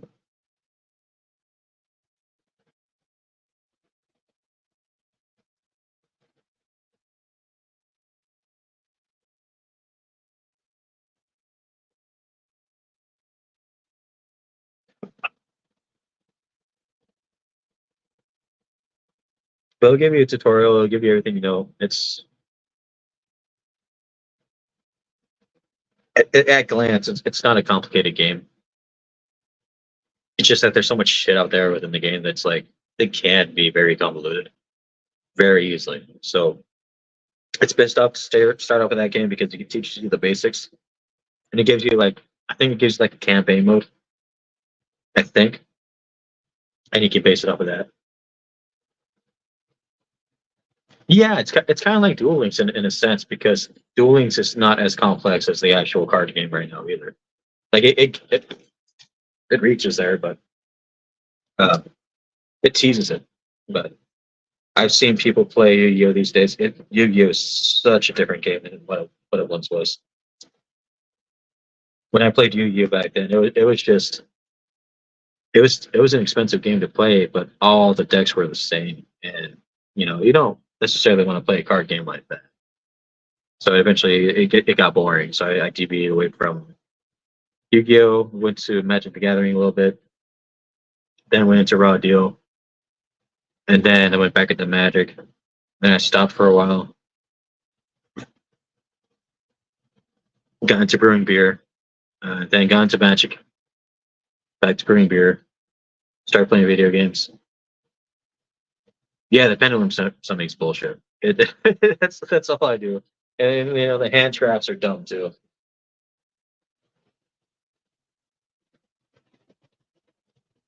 Hand traps are definitely dumb. But going back to what I was saying too, like even my commander that I'm playing for this format, this commander right now is only worth like $15. No, not even that. I think it's worth like $10. So it's like that's kind of how like I want to play. You know? Like I like to keep things casual. I am not a competitive guy when it comes to card games anymore. I just want to play cards and hang out. You know, XYZ was yeah, and Sync World was dumb too. Hand traps are dumb. Um, Blocking out field zones are unheard of to me. I think that should be like a very rare instance, but this way to block out uh, summoning zones and spell zones, it's dumb to me. Yeah, the Cardos with like 2 grand and you celebrate 200 Yeah, it gets like that. And some of those cards that sell that high, they drop. I think the only Yu-Gi-Oh card out there that hasn't really dropped that's relatively new is like the 10,000 year dragon or something like that. So, and of course the original LV Blue Eyes first edition doesn't drop, especially if it's graded. So and that will never drop, but that's only because of reasons. But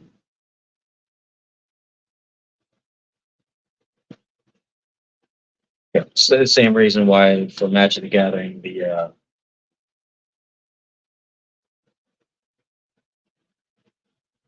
it's like a playable version of Moon Dragon and Raw. Yeah, my Raw dick. But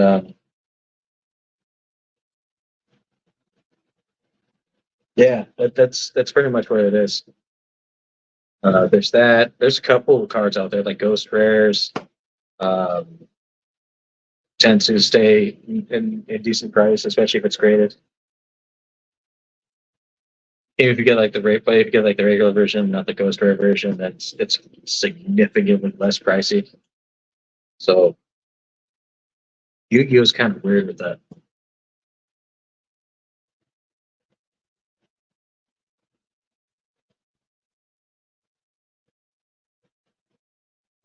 TCG Player, man.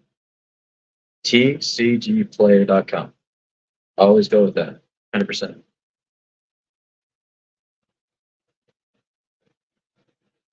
So then it'll give you the idea of how much people are paying for it. It gives you like the median price of people, what people are paying for it. Um, what kind of condition it's in. You can look at like the lightly played cost, the moderately played cost, near mint cost. The only thing that TCG doesn't have is the PSA cost. So, but if you go like near mint, you're looking at like PSA 7 or 8. So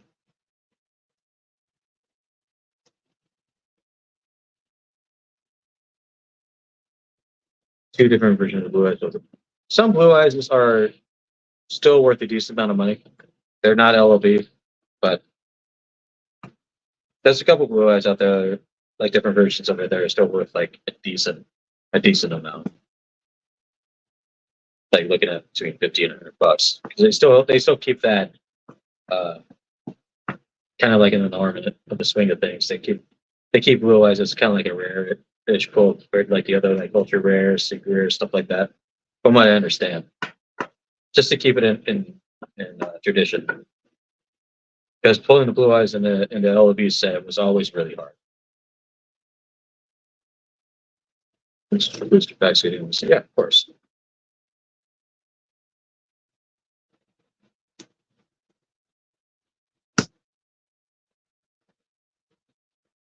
I gotta organize the land and it's supposed to go on your stack now for even. I should probably put this aside. Because then that's gonna make most of the deck. There's another one. There's another well, actually another page I need to read over here. Uh landscape. It's supposed to go. I believe this one as well.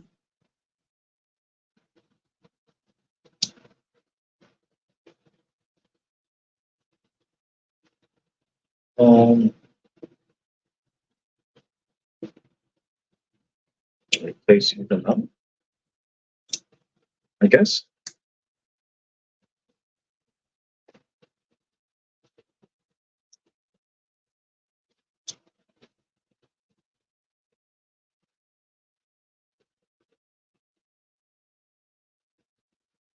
You're not that good.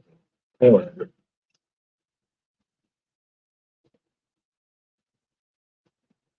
Guess it doesn't matter.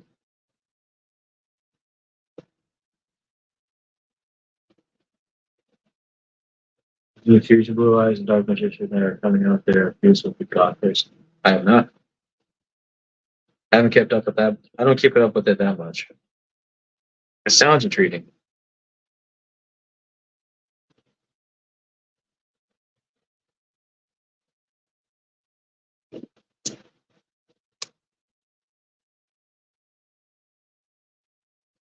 That goes in the bucket.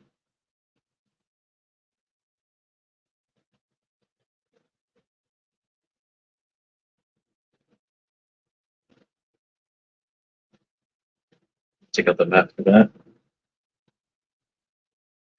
Sandman landscape. Do I have that in there? No.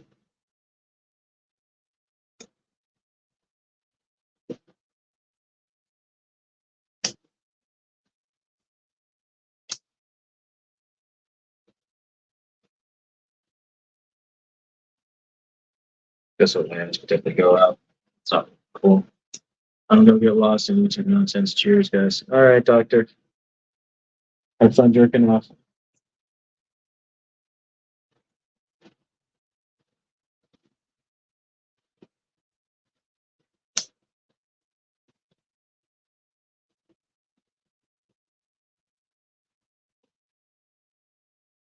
It's really sky.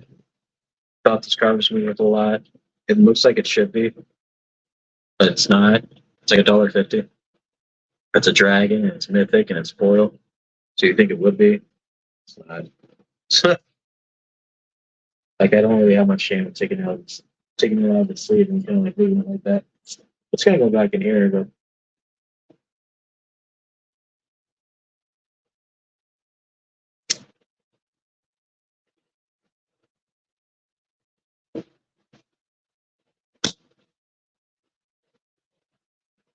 big events have always been pretty interesting. This one really as well.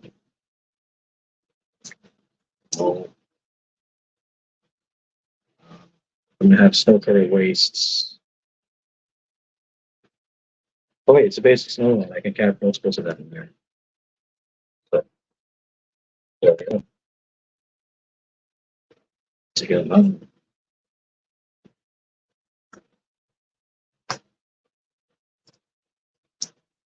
Hoo-ha!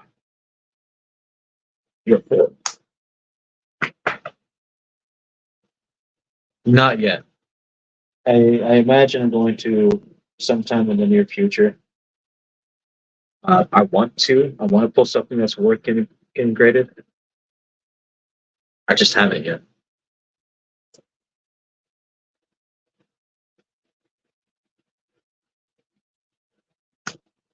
Just the way it is, man.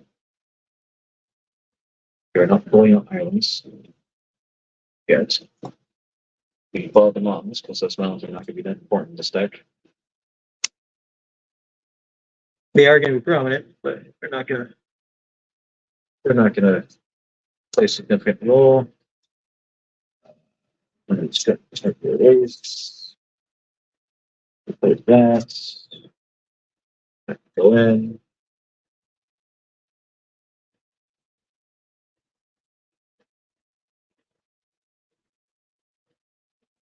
So the guy that I watched that pull or that opens packs and gets his Yu-Gi-Oh cards graded. His name is Ruxin34, and he always gets his stuff back, and I haven't heard of any complaints from him yet. So I think what I want to do is like if I do get stuff graded, I'll just probably go based off of what he does, and work with it from there.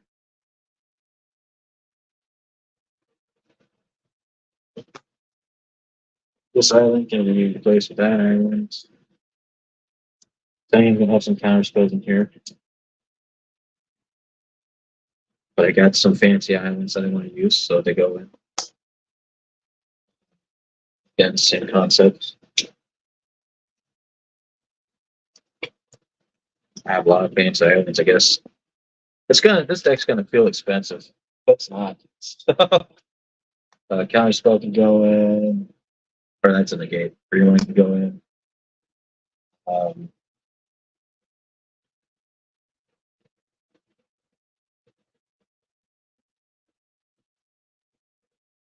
Judgment. That's a cool looking mountain. I'm gonna mind using that. It's a Japanese mountain.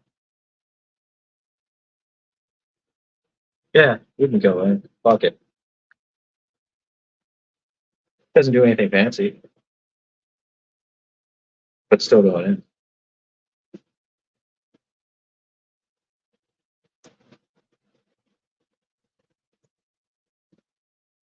What? Wow. Okay. Um,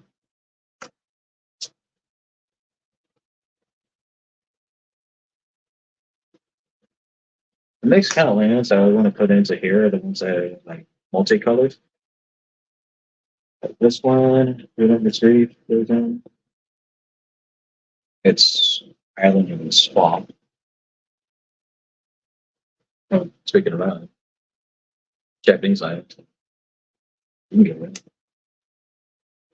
Mountains, I think I've been putting in mountains, so let this reef can go in.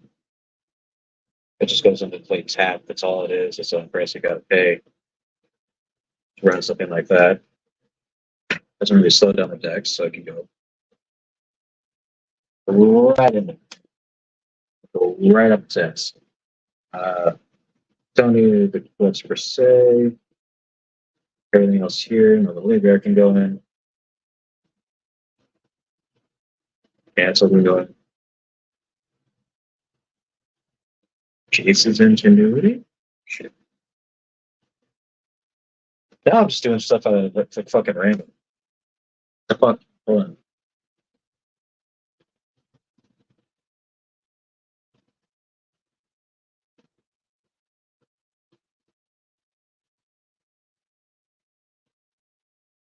Yeah, I get this.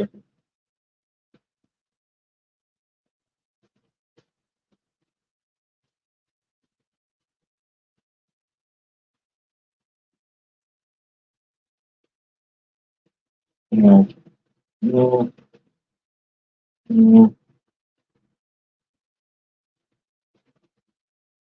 Yeah. Yeah. You fit the bill, buddy. +6, +6. You know, your creature attacks, sure, target permanent. +6. Sure. You're a little like a pricey little bitch, but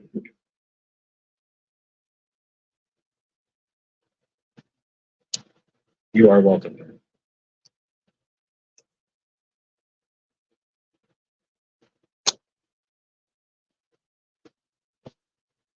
Speaking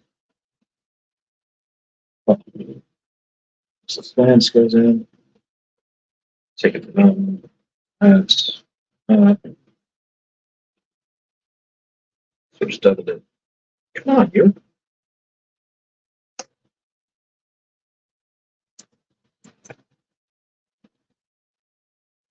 Excuse me while you own my shit.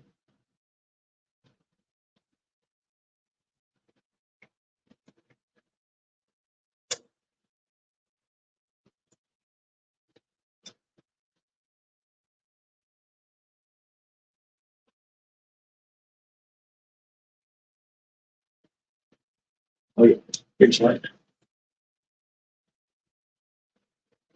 Take out another mountain for you.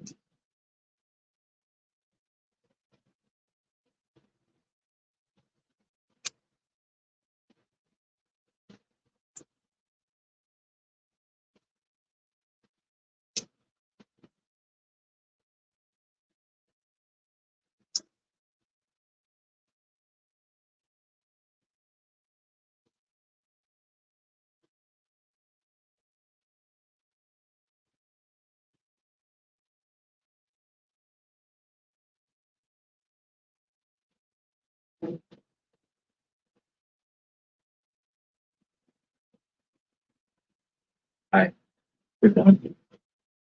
Hey, you did.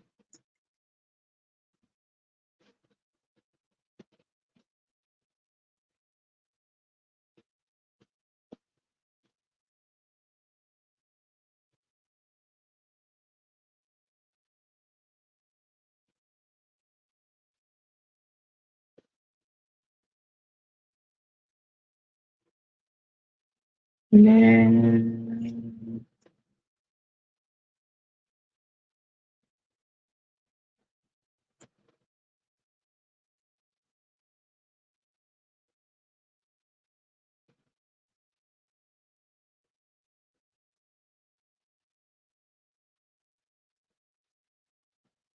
Nothing on this page. Assassin's Trophy. You go. In there.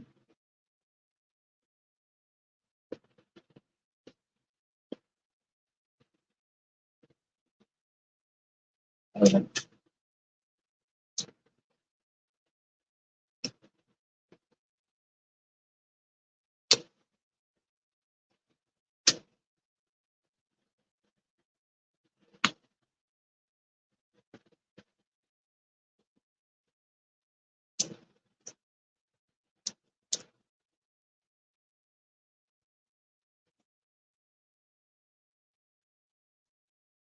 maybe just like two swans.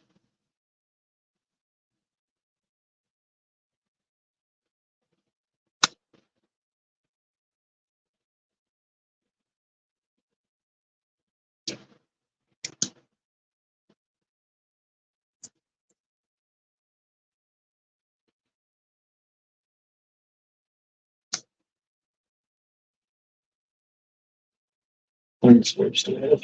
Divorced. Dope.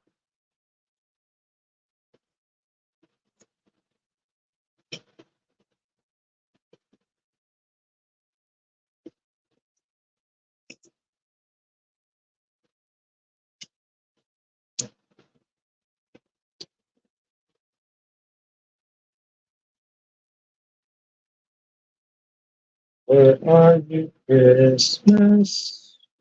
It's I find you.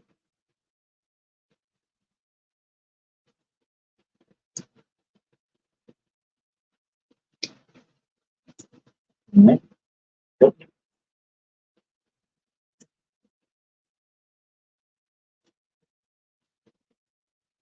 I still need to find some planes. No, I believe that's it.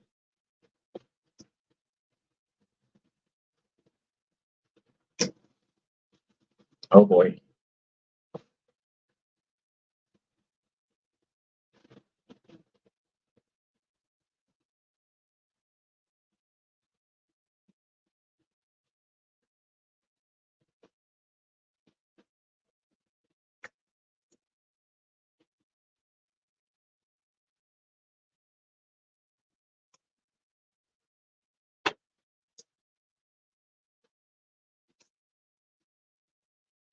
Okay. Now, the new deck is this size. And I have some land I still have to add on. And cut this down, which most of this is now stuff that maybe can go in. I just have to read everything, but probably not. Oh, pardon me.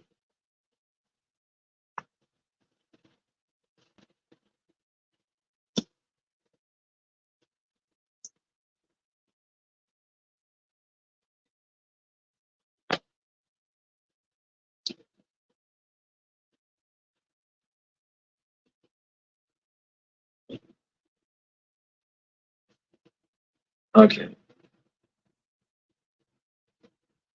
As people are going to view and think, oh, how come it took you 2 hours to finish this?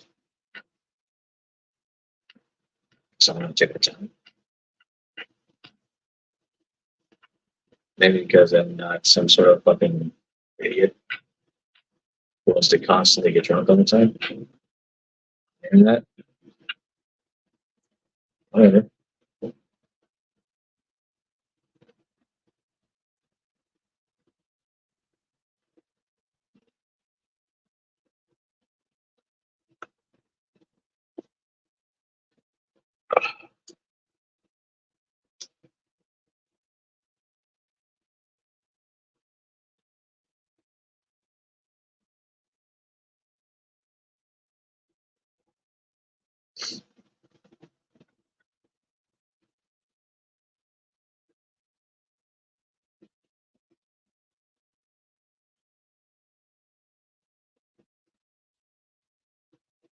Asteroids are permanent control thing, especially like basically.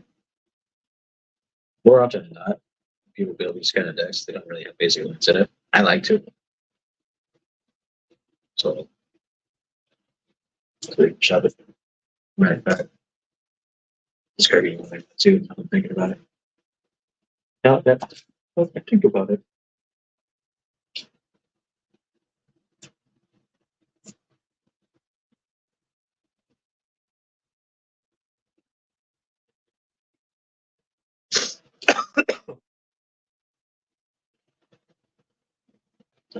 I accidentally put one out the wrong list.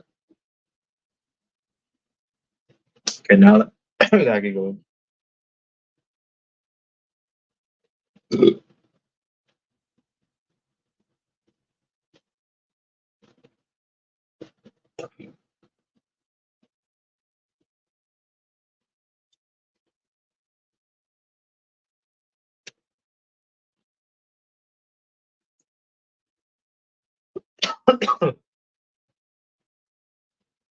I'm dying.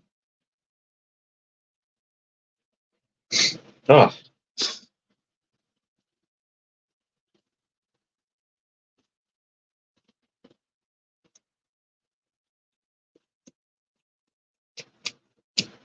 oh, that's interesting. Take that and else. Whenever you cast a creature spell, 3 or more mana from creatures with spent to cast to draw a card. Creatures you control have vigilance and have tap on when they make a kid. So this one it's a creature spell. They're up to no good. That's actually an interesting card. Did I look that one up? I don't know if I did. Anyway, I'm gonna close this one out. Thanks for hanging out. See you guys soon.